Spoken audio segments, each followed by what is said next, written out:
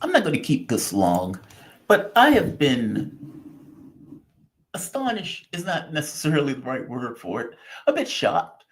In all honesty, I really hope that Democrats, when they lost this race, especially losing on a massive effing level to the degree to which they lost House, Senate, Supreme Court, and presidency, not to mention losing in various constituencies that they typically would bring into the electoral, to the election itself, with an uninspiring candidate, I would hope that they would have said, you know what, we're doing this wrong. We're getting something wrong in this process. We're alienating our base. We're alienating the American public at large. Half of the American public don't vote. What are we doing wrong? There's something that we're doing wrong. We need to think about what we may be doing wrong. That is not the way this has happened. Maybe because they spent $1 billion to lose this race.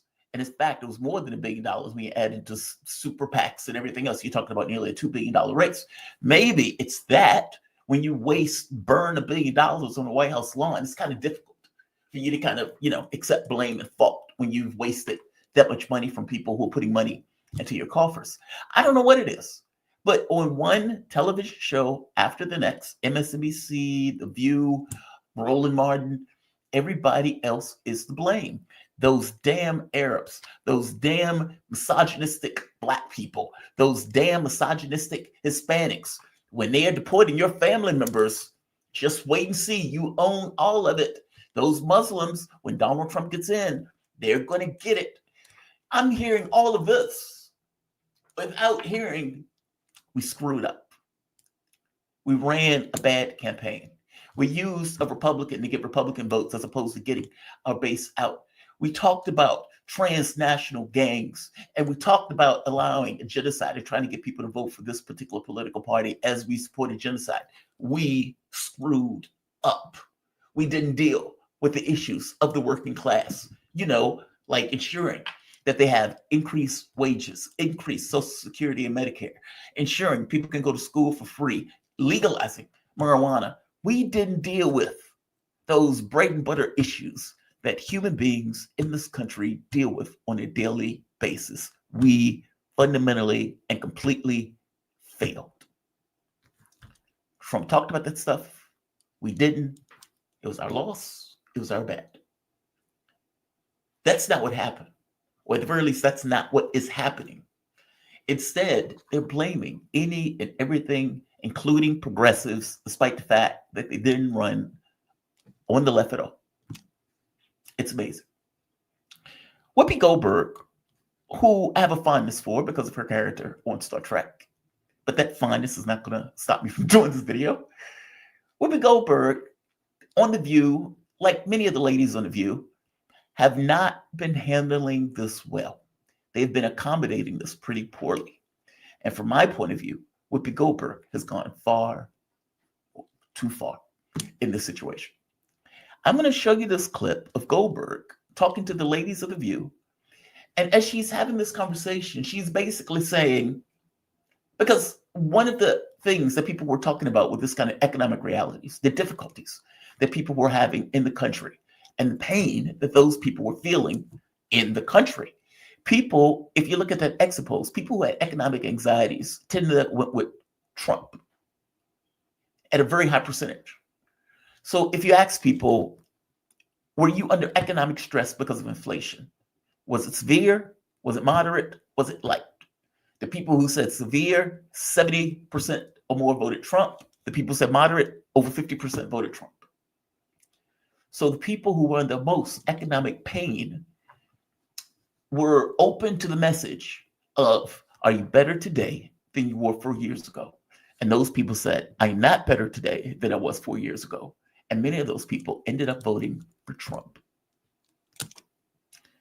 Now, Whoopi Goldberg, when dealing with this real issue of people experiencing economic distress, Whoopi Goldberg, who has $60 million or worth $60 million. Whoopi Goldberg, who makes $6 million a year for being on The View. That Whoopi Goldberg, and confronting that specific case of people are under economic stress and they went with Trump. She goes on to The View and says this. When you have one candidate who has been running for 12 years, who lies and changes things, I appreciate that people are having a hard time. Me too. Yeah. I work for a living. If I had all the money in the world, I would not be here. Okay? So I'm a working person, you know? And my kid has to feed her family, you know, and my great-grand. I'm gonna play this through again, but do you really need all the money in the world?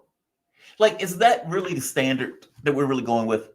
If I had all the money in the world, I wouldn't be here.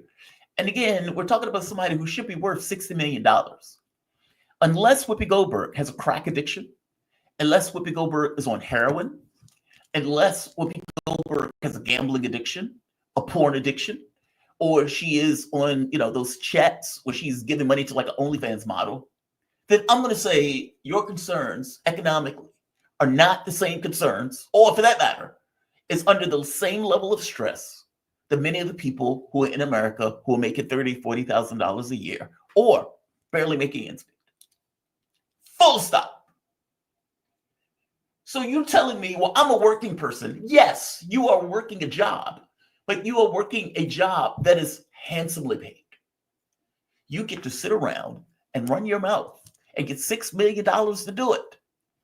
You're not digging ditches. You're not standing on your feet all day. You're not doing something that is going to, you know, barely pay you when you can barely afford your life.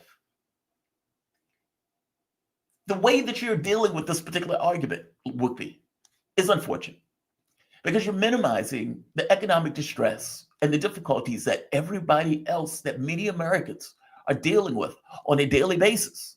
When you get 40, 50, 60% of the public saying, if I got a $500 bill, I wouldn't be able to pay it. That's not your life. Say whatever you want. That is not your life. And if that life is going to 60% of Americans, then stop telling me you're a working person in that sense.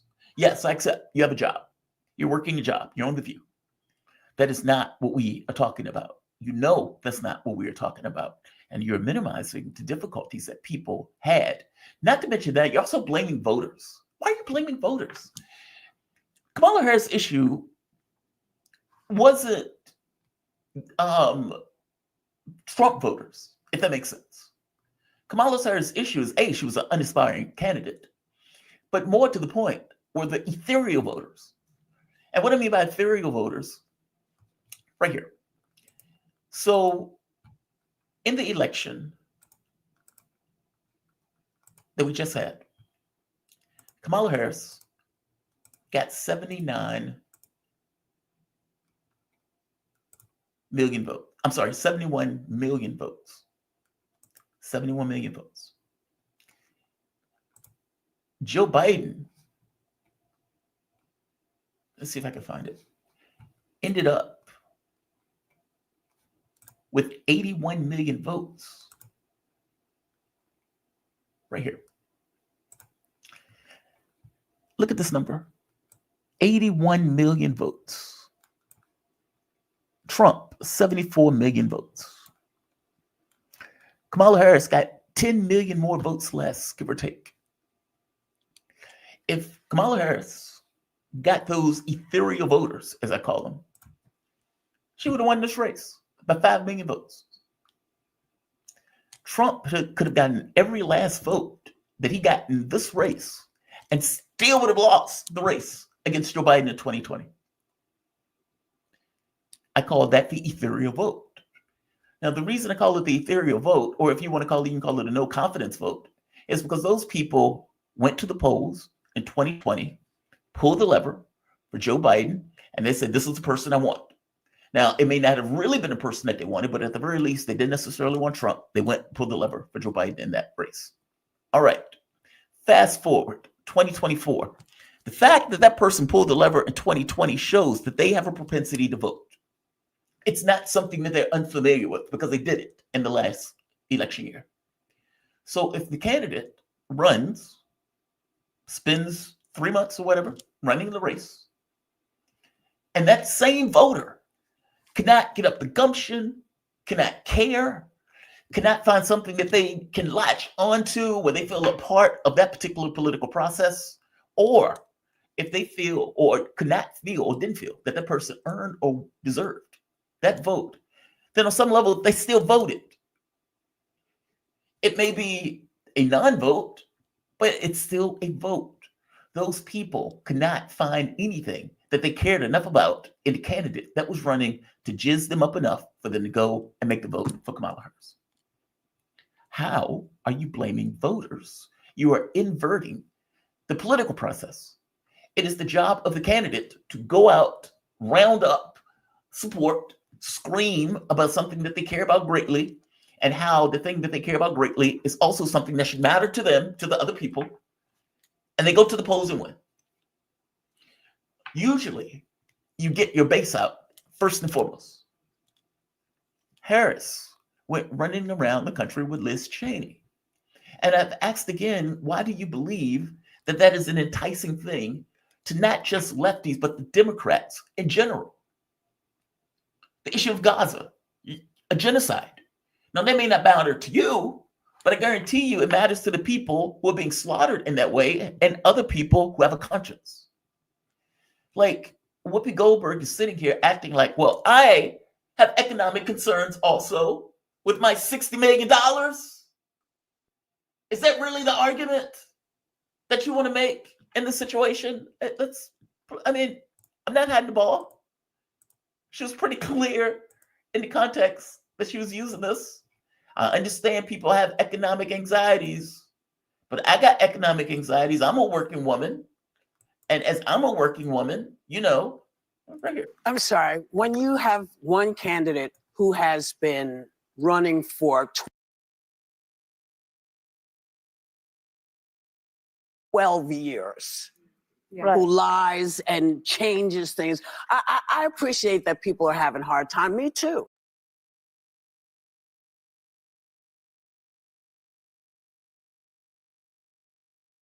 Yeah. I work for a living. If I had all the money in the world, I would not be here. Okay? So I'm a working person.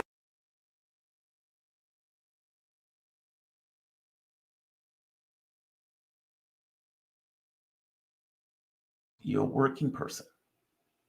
You're a working person.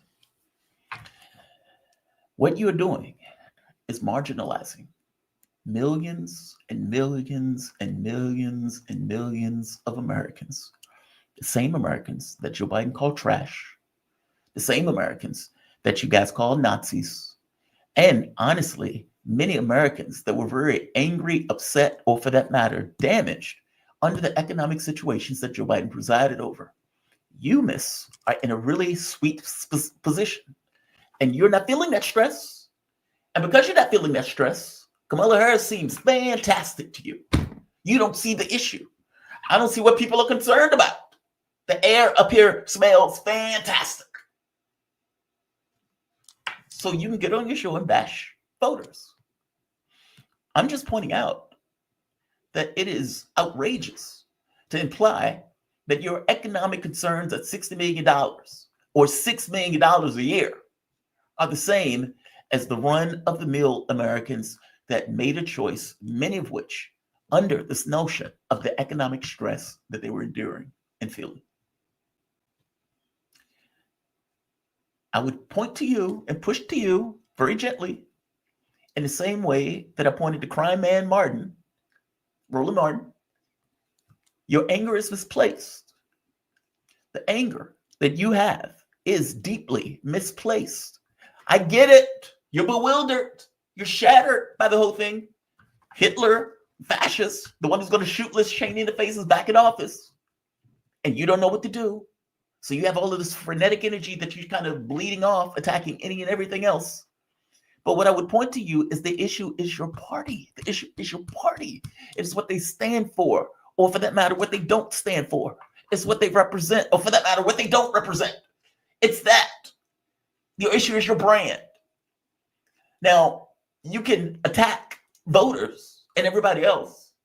And you could say, well, Queen Latifah backed Kamala Harris. So what's the issue? You could say that. That's fine. But the reality of things is, until you deal with the fact that you have a problem in the way that your political party is organized, arranged, the way they think, the way they talk to people, the way they alienate people, and for that matter, the things they don't represent. Until you deal with that, you're not dealing with anything.